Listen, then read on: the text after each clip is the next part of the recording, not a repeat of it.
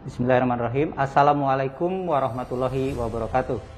Ibu-ibu dan saudara sekalian, kali ini kita akan membicarakan kanker yang paling banyak diserang atau diderita oleh kaum perempuan, yaitu kanker serviks atau kanker leher rahim.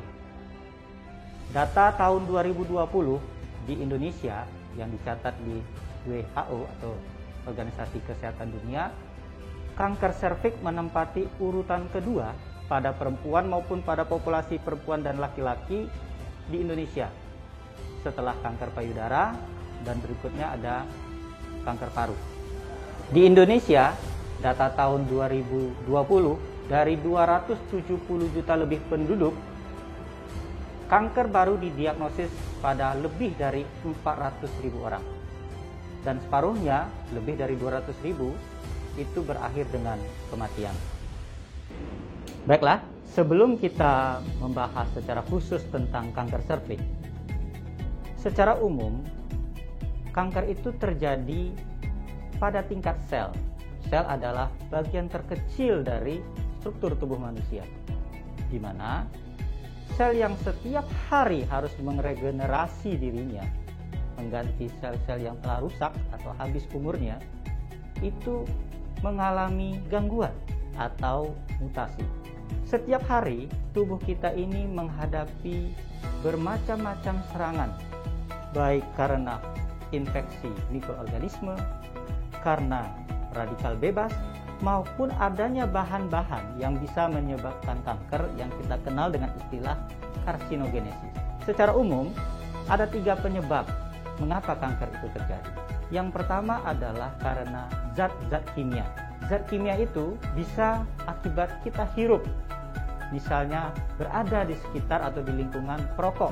Kita perokok pasif, tapi rekan kita perokok aktif.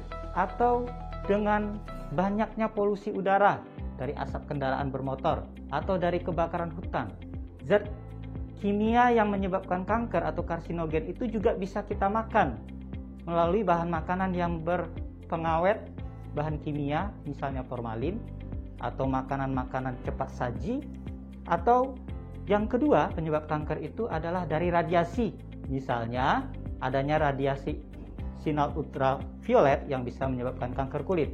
Dan yang ketiga, yang berkaitan dengan kanker serviks adalah disebabkan oleh virus. Apabila bahan-bahan karsinogen tadi masuk ke tubuh kita, maka sel kita yang setiap hari bersiklus mengalami gangguan untuk menciptakan sel baru yang sudah salah.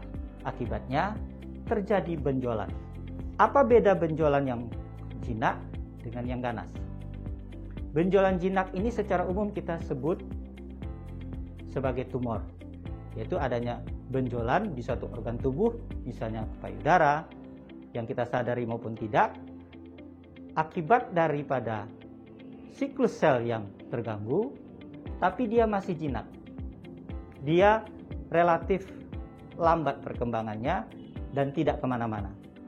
Tetapi apabila tumor yang tadinya jinak, dia bisa menjadi ganas dengan sifat yang lebih agresif. Nah, tumor ganas inilah yang secara awam disebut dengan kanker. Jadi saya ibaratkan, kalau tumor jinak itu seekor kucing, tapi tumor ganas atau kanker itu seperti singa. Kita kembali ke siklus sel, mengapa kanker terjadi pada tingkat sel.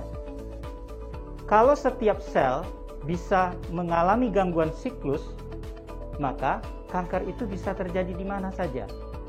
Kanker otak apabila gangguan pada sel otak. Gangguan pada sel paru menyebabkan kanker paru. Begitu juga kanker payudara. Begitu juga kanker lambung dan usus. Kanker tulang. Dan yang kita akan bahas kali ini adalah tentang kanker serviks. Tadi dikatakan bahwa pada perempuan, kanker serviks itu menempati urutan kedua. Tapi di dalam organ reproduksi perempuan, kanker serviks itu menempati urutan pertama. Selanjutnya ada kanker ovarium atau kanker indung telur, juga ada kanker rahimnya sendiri atau kanker endometrium. Sekarang kita perhatikan secara skematis mengenai siklus sel tadi. Jadi setiap sel apapun, setiap harinya dia melakukan siklus untuk meregenerasi dirinya, mengganti sel-sel yang rusak atau habis usianya. Dulu kita mengenal adanya pembelahan sel waktu kita masih duduk di sekolah menengah, yaitu mitosis, yang terdiri dari ada fase profase, metafase, anafase, dan telofase. Itu adalah pembelahan. Masanya lebih kurang sekitar 1 jam.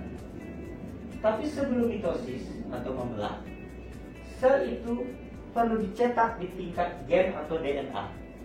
Di dalam sel ada gen, ada DNA. Jadi sintesa DNA ini penting, karena itulah yang akan dicetak.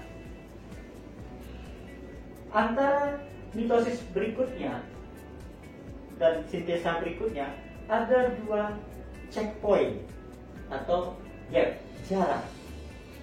Sehingga aktivitas kita seharian tadi yang terpapar dengan bahan karsinogen, baik yang dihirup, yang dimakan, yang kontak, begitu masuk ke siklus sel, maka dia akan dilakukan screening, checkpoint.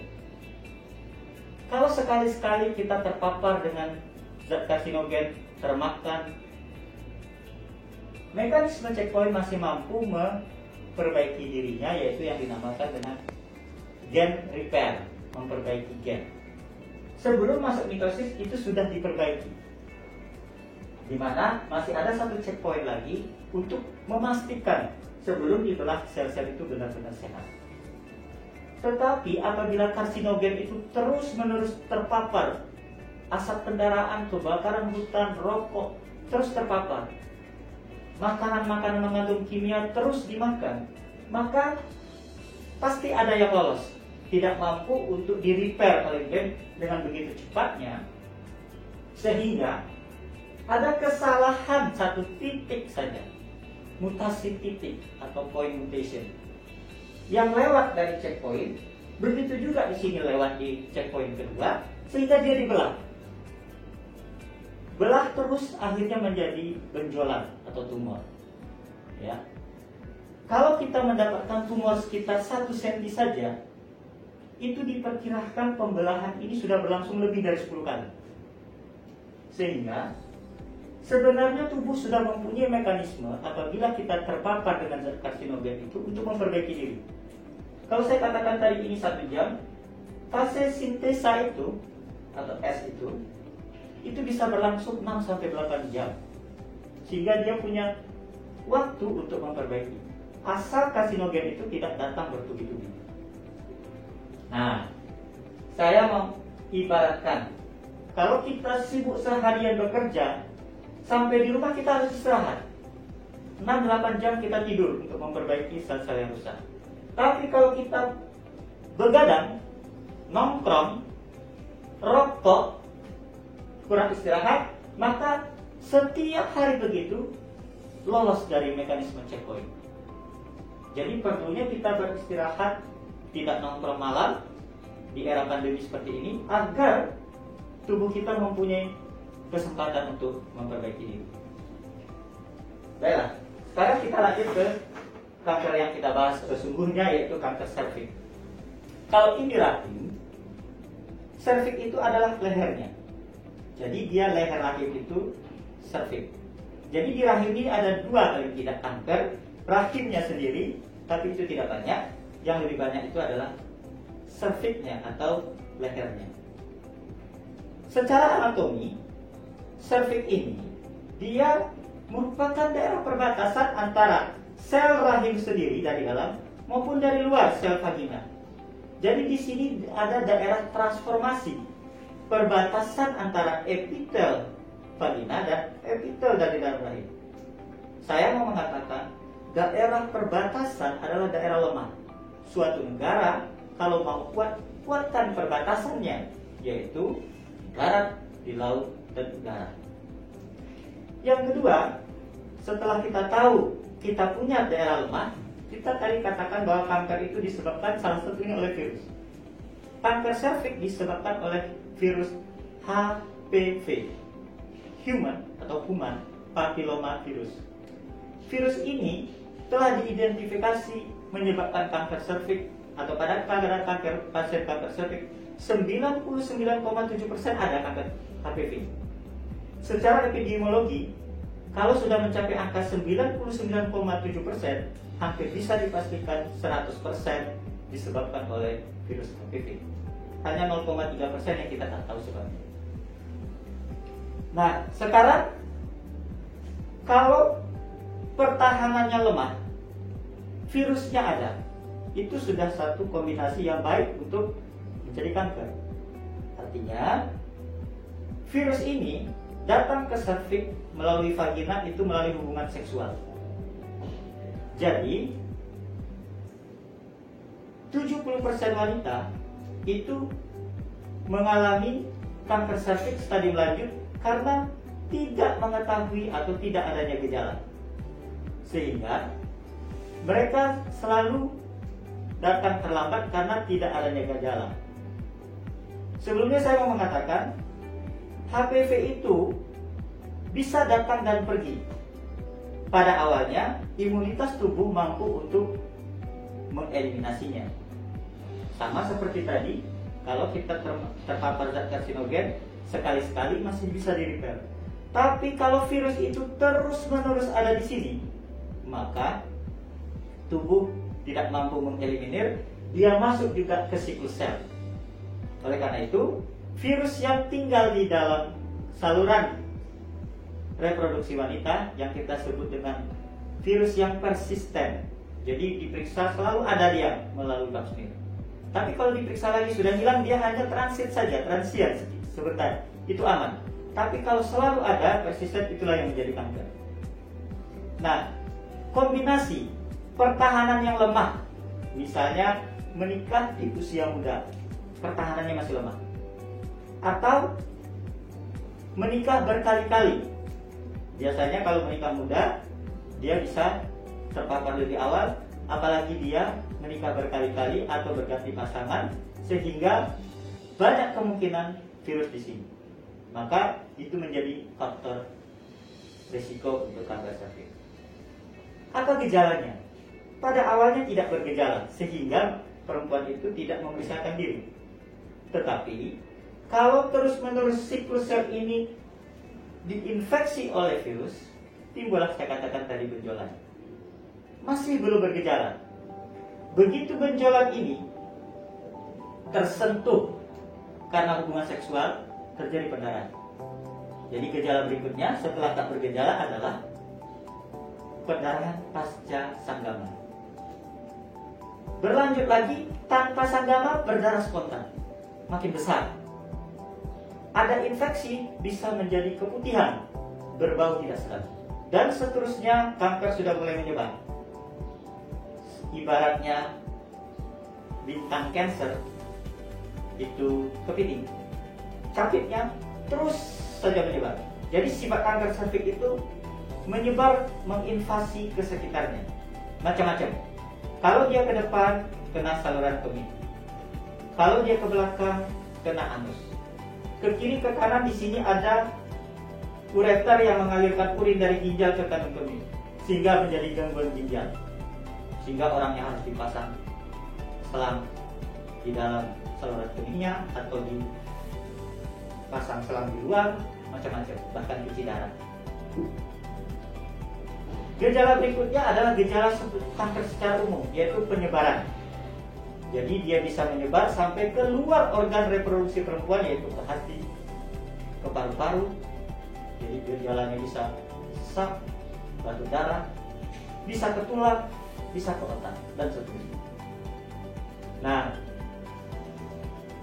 akhirnya saya mau tutup penjelasan ini dengan, kalau kita sudah tahu penyebab kanker serviks, kita tahu perjalanannya, bagaimana infeksi itu terjadi, maka suatu penyakit, tahu sebabnya, tahu perjalanannya, dia bisa dicegah dengan vaksin. Saat ini kita sedang menggalakkan pencegahan kanker serviks lebih ke hulu, yaitu pencegahan primer dengan melakukan vaksinasi mencegah kanker serviks. Dulu kita melakukan dengan pap smear. Sekarang pap smear itu adalah pencegahan sekunder. Jadi, ibu-ibu remaja putri bisa melakukan pap smear kalau sudah berhubungan seksual sebelum kita melakukan vaksin agar dipastikan tidak ada kanker. Tetapi pada anak umur 11 tahun, 10 tahun bahkan, itu sudah bisa dilakukan vaksinasi walaupun dia belum menikah.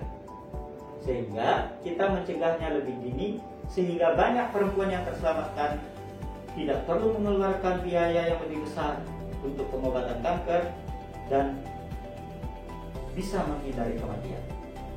Nah, pada anak perempuan berumur 10 tahun, kita lebih beruntung karena untuk menyuntikkan vaksin hanya perlu 2 dosis, suntikan pertama dan kedua dengan jarak 6 bulan. Sementara di atas usia 14 tahun maupun yang sudah dewasa, baik sudah menikah atau belum menikah, itu perlu 3 kali suntikan. Dan untuk vaksinasi pada anak, Ikatan Dokter Anak Indonesia telah menganjurkan penyuntikan vaksin untuk pencegahan kanker serviks ini sejak usia 10 tahun. Demikian yang dapat saya sampaikan. Terima kasih atas perhatiannya. Wassalamualaikum warahmatullahi wabarakatuh.